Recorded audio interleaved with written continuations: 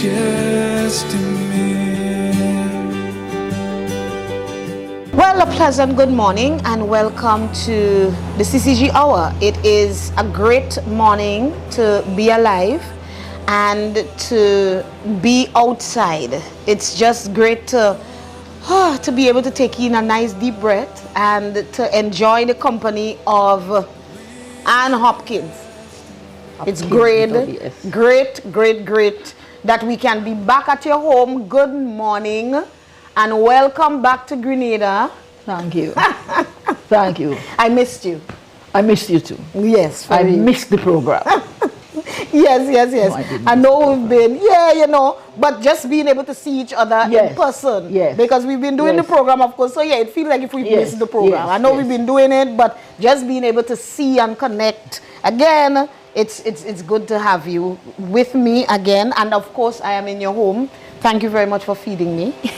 I know it's early morning, but that's good. You're welcome. All right. It's a pleasure. Today we have a packed program. Very packed. Yes. Today we are going to be looking at let me make sure I get it right, because sometimes we just say words. Yes. Alzheimer's or Alzheimer's? A-L. Right. Alzheimer's. Alzheimer's. Z-H-E. Right. Alzheimer's. Alzheimer's.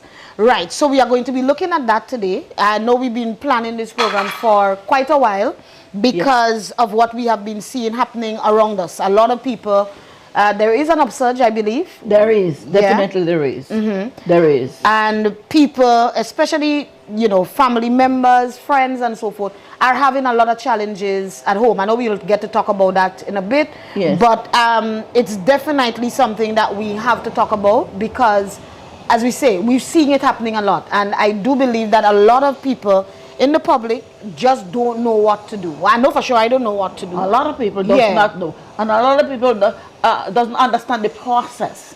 And that poses a lot of problem for the family, the patient, and in general. Right. So because they don't understand the process of what happened to the patient. And because they don't understand the process of Alzheimer's, they do not understand the diseases. So we are here this morning, I feel, to make people understand and be aware of the disease, of what is occurring, what's happening. Okay, so definitely you'll be doing a whole lot of the talking because this is so new to me. I mean, I believe I'm like many other people who will just say, oh, well, you call a term, you just know the name. But really and truly, I believe that like many others, you speak from a place where you're very ill-informed. Now, I would personally like to go all the way back. I know that you love to start with the history when we're dealing with diseases and so. So if we can talk a little bit about maybe the history of it, what is it? I know a lot of people tend to think of Alzheimer's as just a dementia or everything all together. So, I mean, let's go as far as we can go today. We're not in a hurry. No. We're not First in a of hurry. all, Alzheimer's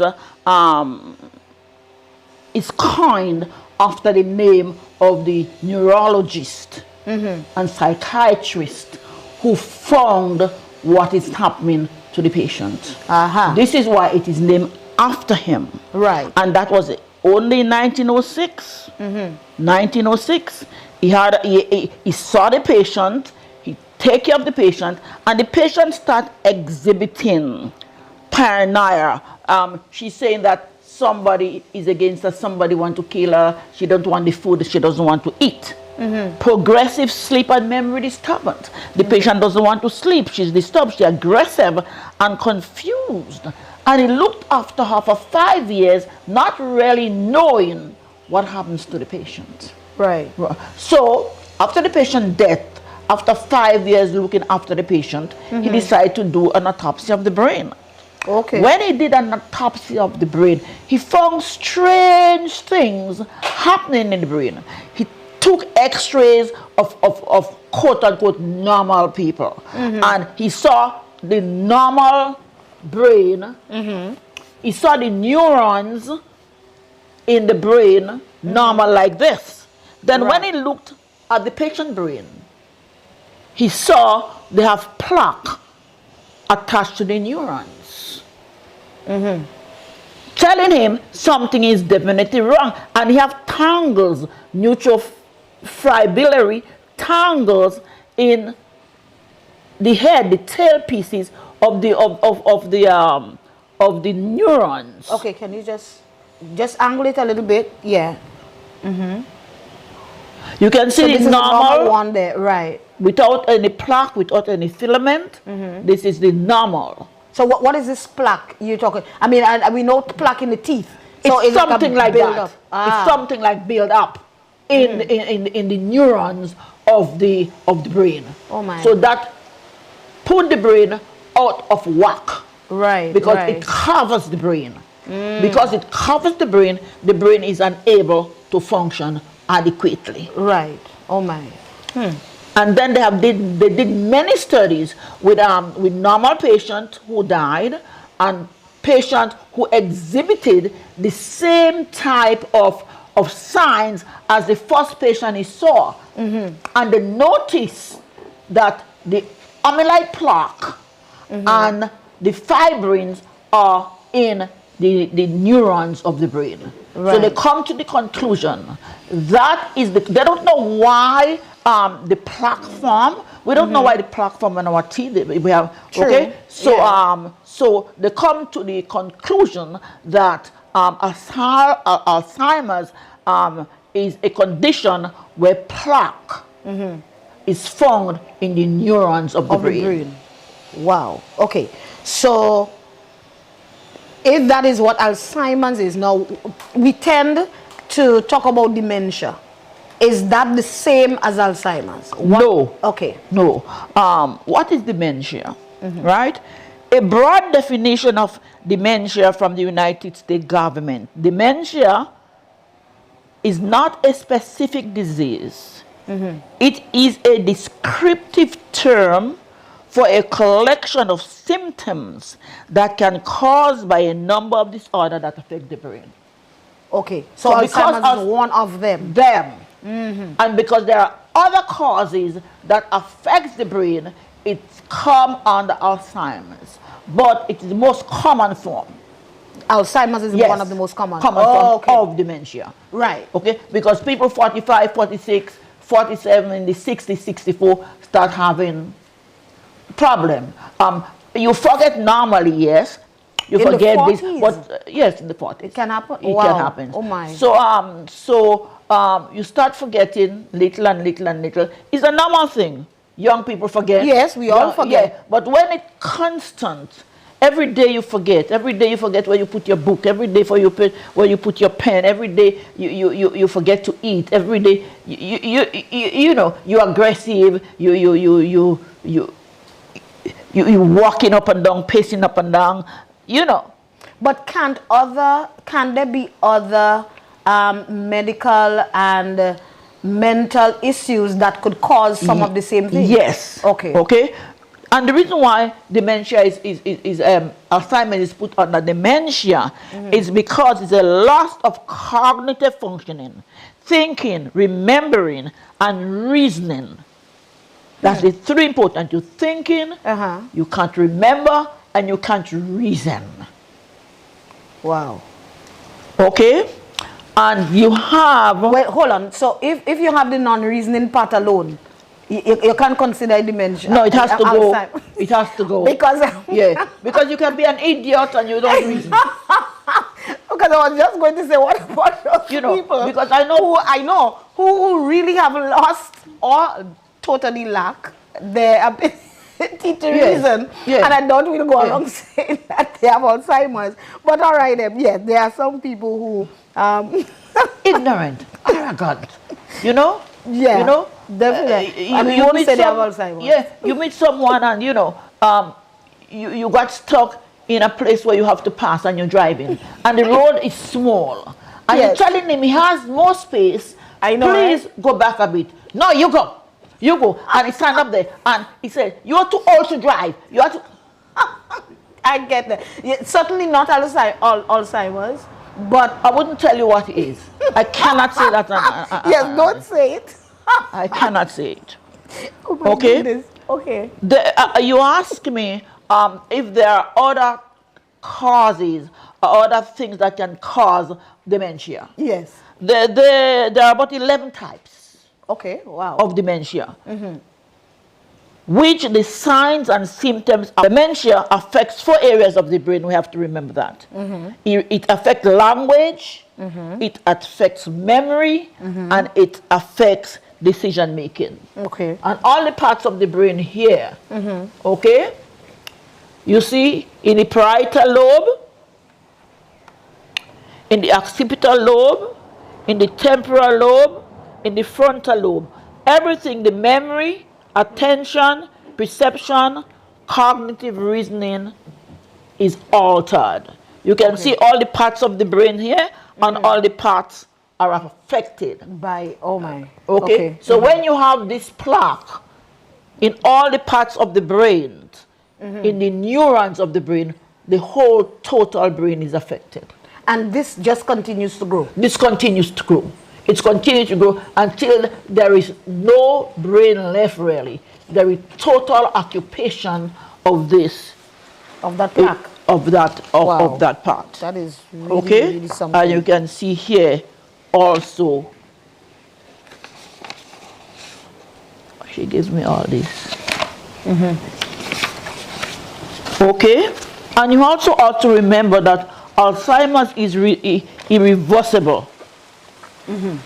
It's really irreversible. You cannot reverse it. Once the process starts, But can it slow continues. It down? Can it be Now slowed they're down? thinking there is medication that can be slowed down. But it's progressive. It's a progressive disease. Irreversible, progressive disease. Wow. That, okay. That is not encouraging at all.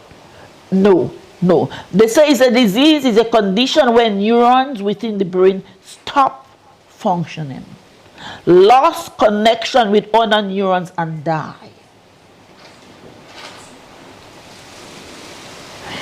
And you said this can begin to happen as early as in the 40s? Yes, as early as in the 40s. Oh boy. Okay. You had mentioned the types. We didn't go into the types. We did not go into the types yet. Okay. Because I didn't get theirs yet. All right. Okay, sorry. As you mentioned. Yes. Just wondering because how would a doctor go about diagnosing that someone has Alzheimer's? You got to look at all the 3 stages: the cognitive, decision making, and memory loss. Okay. You got to look at that. Begin to look at that. You'll ask the patient time, place, and person. What's the time? If it's 2 o'clock, she'll say 6. Is it morning or evening? Evening, she'll say morning. Language, when she's reading, she cannot pronounce her words what she used to do before. A fluent reader. But then it would have to be like a progressive set of tests or so then? Yes, yes. Okay. You don't not a one-off thing. diagnose someone once you see the person. Right. You have to make a different time you see the person and at different time you see the progression. Right. Because you see, the first time the person comes, she can read 5 lines. The second time the patient comes, she can only read. Then she paces, she's aggressive, she doesn't want to sit down. The family will say, you know, she does not want to eat, she does not want to bathe. She's accusing someone of stealing her money when it is lost. So there is a progression of the disease. Oh my goodness. Okay, so you can go right ahead with the types and all the things that, yes, the early signs and the early signs, the very early signs, memory loss, poor judgment leading to bad decisions, loss of sense of direction, taking longer to complete normal daily tasks. Because the patient always tired, the brain is not functioning. Therefore, the signal to lift your leg, the signal to lift your hands, all that is diminishing because of the plaque. So there is no connection between the neurons to send the messages. And you know it's the brain that sends the message. Of Lift your course. hands, lift your, okay? Yeah, wow. The patient may ask you repeated question. Where you come from? Where you come from? Next 2 minutes, where you come from? Next 2 minutes, if she asks you, what is your name? Next 2 minutes, what is your name? Repeated question. And it's not connecting in this person's brain that they're asking the same No, question. it's not, because the cognitive reasoning is not there due to the fact of the plaque in the brain covering the neurons, which make it unfunctional. You see, I believe for many people, when you're not in a situation, it is really difficult for you to understand and fully appreciate what another person is going through. Because you and I are having a conversation and we are understanding each other. I'm not going to go back and lift this paper and go back and do the same things that we just did 10 minutes ago in the program. So we really take it for granted that, well, hello, why would you keep repeating yourself? Yes. I don't know if really and truly, for those of us who don't have Alzheimer's, if we fully understand or appreciate that here what, this person is not pretending, they're not trying to provoke you, they're not trying to, I don't know, just torment you and keep asking you the same thing over and over. Which I don't know if maybe the best of us can have a short fuse with individuals who are beginning to experience these signs. Well, I think we have a lot of education and a lot of learned people over the world. If your mother 3 months ago knows you, right, 3 months ahead, she said, what is your name? She come back again 5 minutes afterwards, what is your name? She come back again 5 minutes, what is your name? You have to recognize that something is wrong. She's not trying to torment you because you knew her 3 months ago. But it can be that quick? It can be. It can be. You see subtle changes. That's the first stages, the early stages. You see she have trouble handling her money. You see her trouble paying her bills. She wandering and she getting lost. She's going to the toilet and she's going to the bathroom.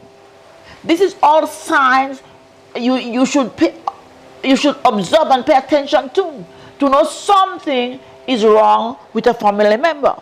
She losing things. She misplacing them and she putting them in odd places. You may see her putting a pocketbook under the toilet seat. Because she doesn't really know where the pocketbook came from. Mood and personality changes. Increased anxiety and aggression. What's up with the aggression part? She cannot connect she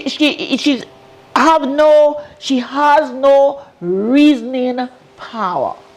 She can't reason. So therefore she gets aggressive. Say that song, you play music and that music annoys her. She will get aggressive. Wow. You're talking loud and that annoys her. She will get aggressive. So you have to know. So the lack of control, lack of self-control comes in there. Because she can't function properly because the neurons are not functioning. It does not take signals. Okay? Oh boy. So the only memory lost, okay, I'll go over it again. Yes. Okay? Yes. Poor judgment leading to bad decisions. Lost and sense of initiative. She doesn't want to do anything. She don't want to do anything. Take longer to complete number of daily tasks. Repeat questions. Trouble handling money and paying bills. Wandering and getting lost. Trouble handling money and paying bills. Wandering and getting lost. Losing things and misplacing them in odd places. Moods and personality change. She may be good now. My friend mother, she good now, she's talking to the mother very nicely, everything is kosher. And 2 seconds, she in a different mood. Different mood. And you have to look out for that. Okay? And you was asking, okay, I told you there are 11 types, right? Yes. Vascular dementia is when someone has a stroke. And because the brain does not have the plaque, but the brain is not getting oxygen. Really? Yes. Oxygen and blood supply. Can bring that on? Can bring that on. The patient will lose memory. Let me give you a story of my mother. Wow. I took my mother to the hospital because she had a bad toe. She was not diabetic. And I came, it was so painful for me. And I came to see her in the morning, and she said, who is this woman? Who is this man standing there? Because I had my head very short. Yeah. Who is this man standing there? I say, who is this man standing there? That's your daughter? No. Who is this man standing there? That is me. When I asked the doctor about it, her hemoglobin was about 5. I don't know how she survived. Are you serious? Yes. Wow. They gave her blood, 3 units of blood. She was fine the next day. You kidding? And that's the my blood experience. can interfere with she didn't have oxygen, because you have to remember the blood, the red cells in the blood takes oxygen to the brain. Yes. But she didn't have the red cells in order to pick up the oxygen to take to the brain. So therefore the brain is not being fed with oxygen. So she has the type of dementia, vascular dementia, due to the fact that the blood is not going to the brain. But after she had the blood transfusion, 3 blood transfusions, and her hemoglobin went 369, 9 plus 7 is how much? 16, I think. We are going to... Yeah. I am not a mathematician. I know it's basic math here, but still. Yes, about 13, 14. Because every pint of blood is supposed to have 3 milligrams of 3 deal of hemoglobin. I never, yes. I so never that's connected right. that. So Wow. when you have a patient with a stroke, you may find the patient having the same signs and symptoms we spoke about. So, but in that case, it would be temporary. If Or the patient has a stroke and and that blood supply to the brain is diminished because of the stroke, there's a blood clot, the thing to the brain die, it will continue. Right, but in the case like with your, it was an mom, acute pain because she lost blood and it was replaced. Wow. So she started having oxygen to the brain again. Yes, so then she just came back. Yeah. To me, it was a horrible thing to stand there and your mother don't recognize you. Yesterday, I took her to the hospital. Today, it's a horrible thing. Wow. Okay, so that's one type. Okay, the Lewy bodies in the brain. You have the Lewy bodies is protein. You have also what you call tau protein. Also, there is a protein buildup. Apart from what we spoke about, with the plaque, there is a protein, a type of protein that builds up in the brains that prevent the brains from functioning adequately. So therefore, you can have dementia. Okay. Alcohol related. Alcohol cut out the blood supply from the brain.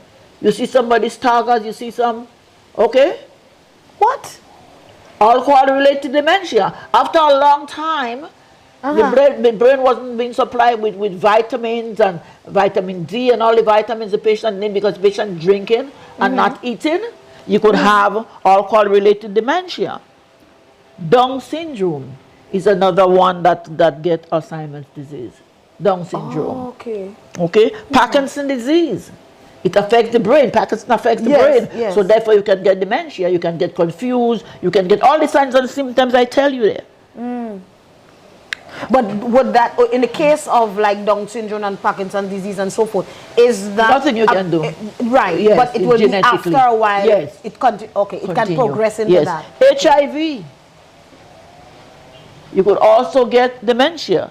That's one of them. Really? You get confused, of course, because it's a disease that really brings you down and puts you down, and all your system is really messed up. Oh my, okay. Okay, so this is the type of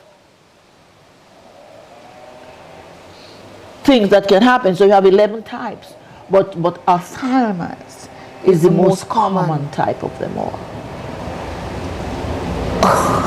It's and people do not understand really the function of the brain. We don't understand the many functions of the brain. We don't understand that the brain totally controls our sexual behavior, our moral behavior, our total behavior. Menopause, it's controlled by the brain. Menstruation, it's controlled by the brain. Libido is controlled by the brain.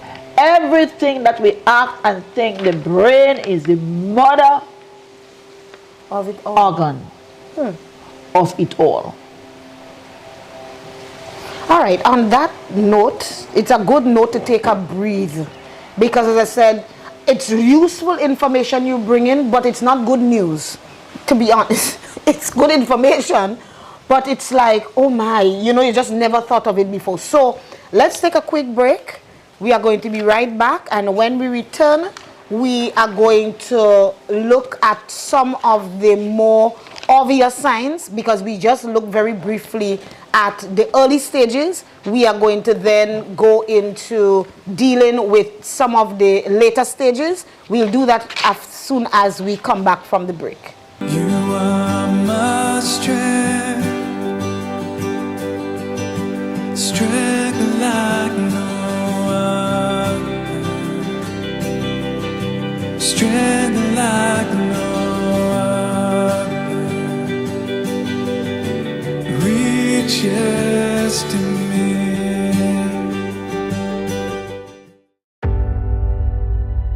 Every session of the Second Vatican Council began with the prayer Ad Sumus Sancte Spiritus. The first word of the Latin original meaning, we stand before you, Holy Spirit, which has been historically used at councils, synods, and other church gatherings for hundreds of years, being attributed to Saint Isidore of Seville. As we are called to embrace this synodal path of the Synod 2021 to 2023, this prayer invites the Holy Spirit to operate within us so that we may be a community and a people of grace.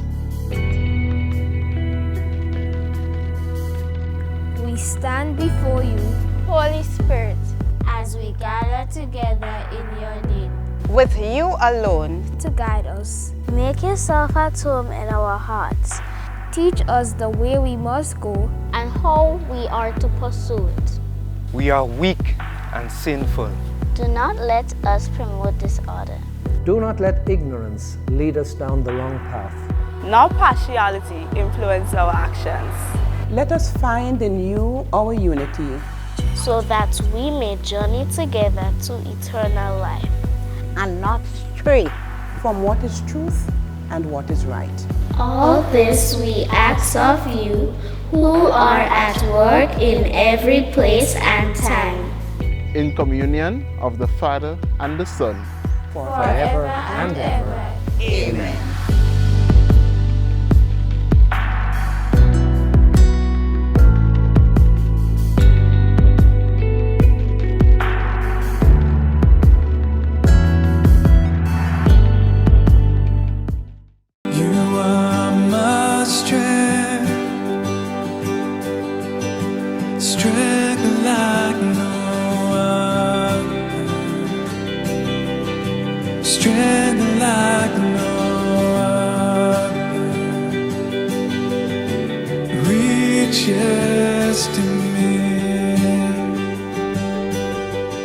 Well, we are right back. Thank you very much for staying with us.